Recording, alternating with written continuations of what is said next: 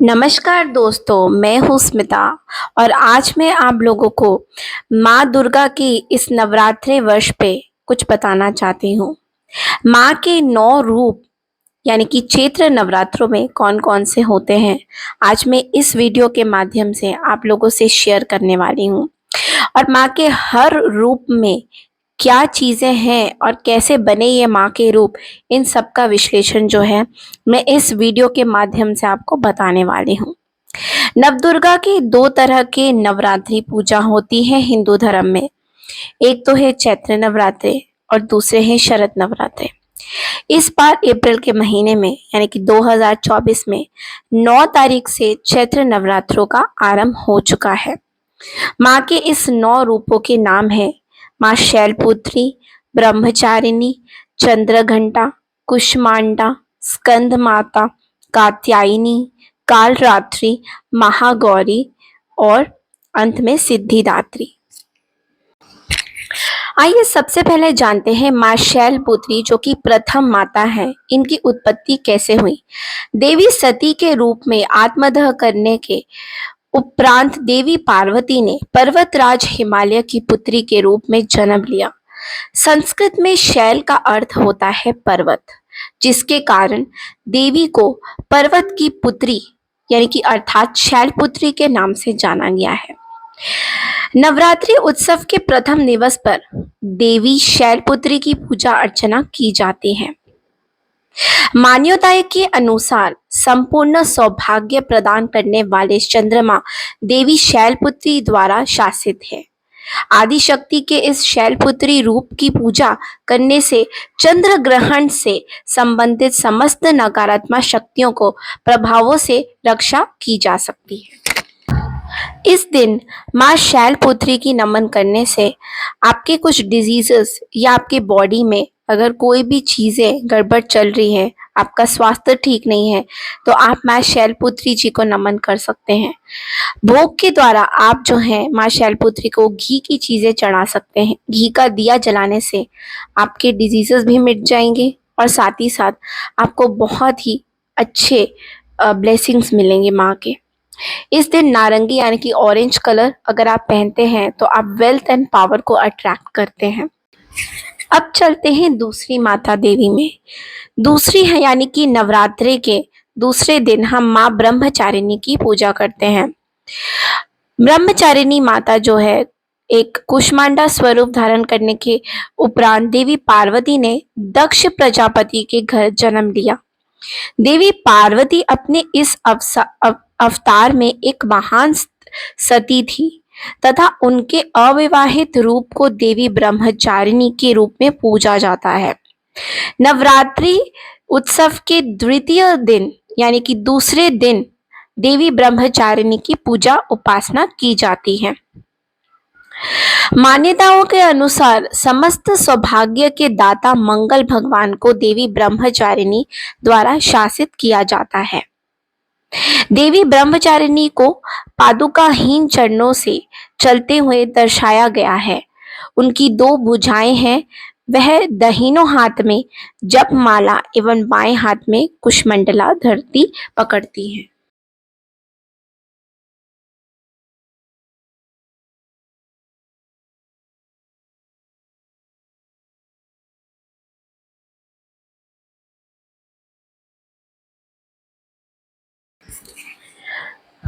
देवी ब्रह्मचारिणी ने भगवान शिव को पति रूप में प्राप्त करने के लिए तपस्या की थी। उनके कठोर तपस्या से प्रसन्न होकर उन्हें ब्रह्मचारिणी का नाम से संबोधित किया जाता है।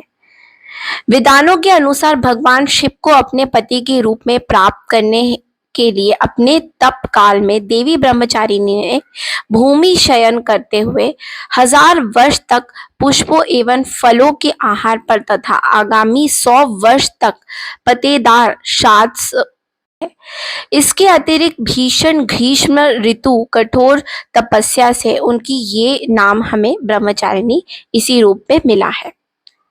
इस दिन आप लोग ग्रीन कलर पहन सकते हैं। ग्रीन कलर पहनने से आपको पीसफुल नेचर मिलेगा या फिर मेडिटेशन के लिए जितनी भी आपकी मनोकामनाएं हैं जिससे मेडिटेशन से आपको पीसफुल माइंड मिलता है, इस दिन आप कर सकते हैं। इस दिन बोला जाता है कि चीनी या फिर मिश्री का भोग आप लोग लगा सकते हैं, या चीनी से बने हुए कोई भी चीज़ आप देवी ब्रह्मचारिणी को दे सकते हैं, पूजा में समर्पित कर सकते हैं।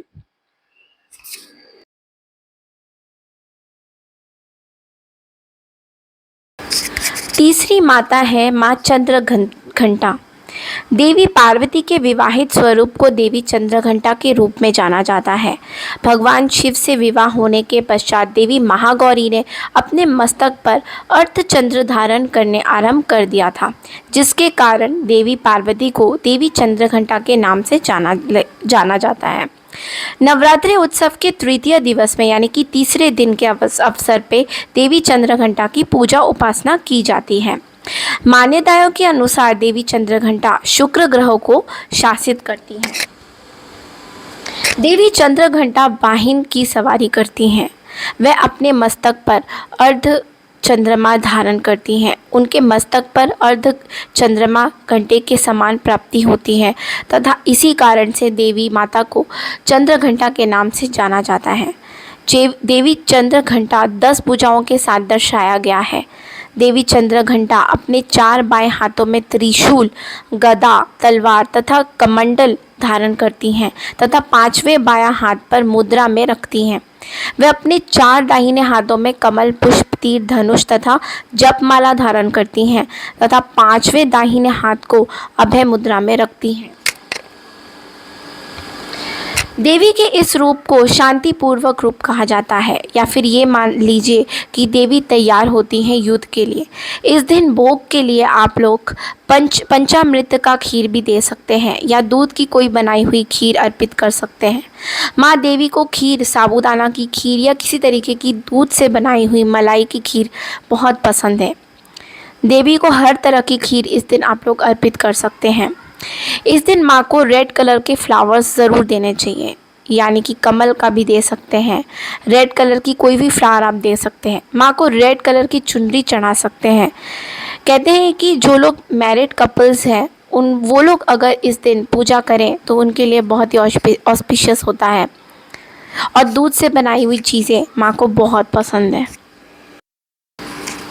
नवरात्रि के चौथे दिन हम माँ कुष्मांडा की पूजा करते हैं। देवी सिद्धिदात्री का रूप धारण करने के पश्चात ब्रह्मांड को ऊर्जा प्रदान करने हेतु देवी पार्वती सूर्य मंडल के मध्यम निवास करने लगी। इसके पश्चात से ही देवी को कुष्मांडा के नाम से जाना जाता है। कुष्मांडा वह देवी है जिनमें सूर्य के अंदर निवास करने की शक्ति एवं क्षमता है। देवी माता की देह की कांति एवं तेज सूर्य के समान देवी को माना जाता है। नवरात्रि के चतुर्थी दिवस पर देवी कुष्मांडा की पूजा अर्चना की जाती है। मान्यताओं के अनुसार देवी कुष्मांडा सूर्य ग्रह को दिशा एवं ऊर्जा प्रदान करती हैं, अतः भगवान सूर्य देवी कुष्मांडा द्वारा शासित होते हैं। देवी कुष्मांडा की 8 भुजाएं हैं, अतः उन्हें अष्टभुजा देवी के नाम से भी जाना जाता है। भक्तों की मान्यता है कि सिद्धियां तथा निधियां प्रदान करने की समस्त शक्ति देवी माँ की जपमाला के विद्यमान में है। इस दिन माँ कुष्मांडा को आप लोग हर तरह के भोग चढ़ा सकते हैं। इलायची का भोग भी चढ़ा सकते हैं या फिर इलायची से बनी हुई मालपुए का भोग भी चढ़ा सकते हैं। बहुत शुभ माना जाता है इस दिन। नवरात्रि के 5वें दिन माँ स्कंद माता की पूजा की जा सकती है। भगवान स्कंद, जिन्हें भगवान कार्तिकेय के रूप में भी जाना जाता है, माता पार्वती समस्त लोकों में देवी स्कंद माँ के नाम से देखी जाती हैं। नवरात्रि उत्सव के पंचम दिवस पर यानी कि 5वें दिन पर देवी स्कंद माता की पूजा अर्चना की जाती है। मान्यताओं के अनुसार बुध ग्रह को देवी स्कंद माता द्वारा शासित किया जाता है। देवी स्कंद माता एक क्रूण सिंह पर आरूढ़ रहती हैं। उनकी गोद में बालक मुरुगन है। भगवान मुरुगन को कार्तिकेय तथा भगवान गणेश के भ्राता के रूप में भी माना जाता है। देवी स्कंद माता को चतुर्भुज रूप में दर्शाया गया है। वह अपने ऊपरी दोनों भुजाओं के में कमल पुष्प धारण करती हैं। वह अपने दाहिने हाथ में से एक में बाल मुरुगन को लिए हुए हैं तथा दूसरे दाहिने हाथ को अभय मुद्रा में रखती हैं। वह कमल के पुष्प पर विराजमान है। अतः इस दिन माँ स्कंद माता को आप लोग येलो कलर के फ्लावर्स या फिर येलो कलर की चुन्नी से भी पूजा कर सकते हैं और भोग के नाम पे बनानास और ऑफ़र कर सकते हैं। और ये मंत्र ज़रूर करें, ओम देवी स्कंद माताए नमः। इससे आपकी सारी मनोकामना related to your pregnancy, conceiving, सब चीज़ें सही हो सकती हैं। चलिए चलते छठी माता पे।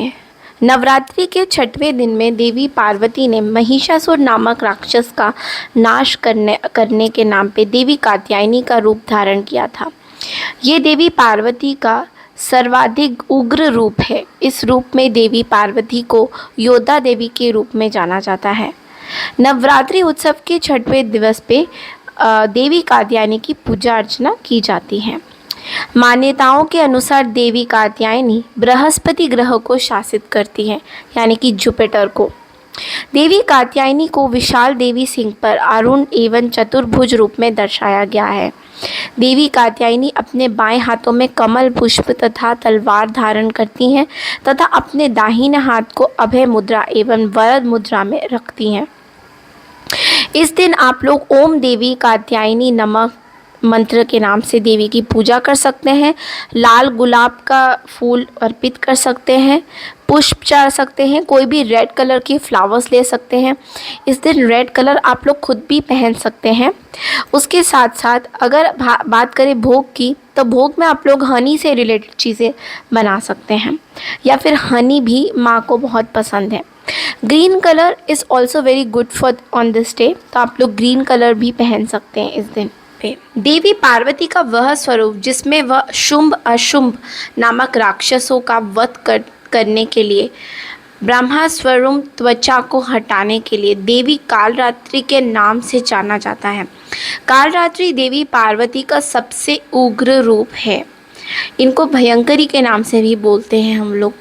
नवरात्रि के 7वें दिन में या अवसर पे देवी कालरात्रि की पूजा आराधना की जाती है। मान्यताओं के अनुसार देवी कालरात्रि शनि ग्रह को शासित करती हैं। देवी कालरात्रि घोर श्याम वर्ण की है तथा वह गधे पर आरूढ़ करती है, यानी कि सवार होती हैं। देवी माँ को चतुर्भुज रूप में दर्शाया गया है। उनके दाहिने हाथ अभय एवं वरद मुद्रा में है तथा वह अपने बाएं हाथों में तलवार एवं लोह का घाटित अंकुश करती हैं। इस दिन आप लोग ब्लू कलर की कोई भी चीज़ पहन सकते हैं या अगर भोग डालना है तो गुड़ का उपयोग कर सकते हैं। गुड़ से बनी लड्डू दे सकते हैं। माँ कालरात्रि को गुड़ से जुड़ी हुई चीज़ें बहुत पसंद हैं। नवरात्रि के 8वें दिन हम लोग महागौरी जी की पूजा करते हैं। नवरात्रि उत्सव के 8वें दिवस पर माँ गौरी की पूजा अर्चना की जाती है।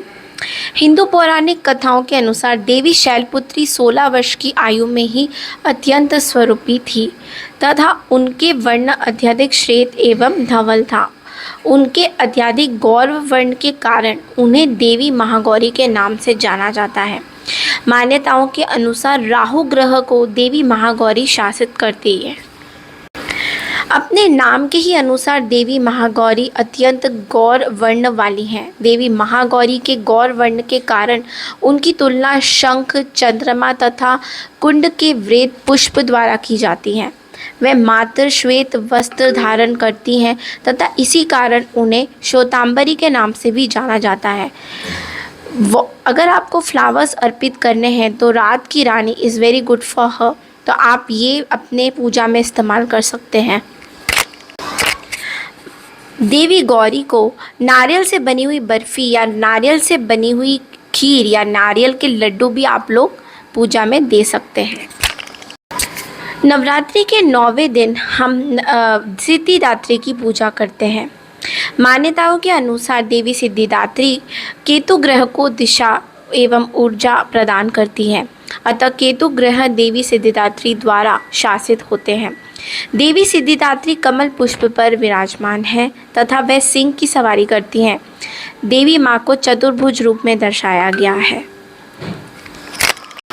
इस दिन माँ को आप पूरी हलवा चना का भोग भी चढ़ा सकते हैं, नारियल का भोग भी चढ़ा सकते हैं। भगवान शिव को भी देवी सिद्धिदात्री की कृपा से ही सभी सिद्धियां प्राप्त हुई थी। उनकी पूजा मात्र मनुष्य ही नहीं अर्पित देव, गंधर्व, असुर, यक्ष एवं सिद्ध की भी करते हैं। भगवान भोलेनाथ के वाम अंग से ही देवी सिद्धिदात्री के प्रकट होने के पश्चात ही भगवान शिव को अर्धनारीश्वर को उपाधि प्राप्त हुई है। रात की रानी जैसी फ्लावर्स आप लोग ऑफर कर सकते हैं।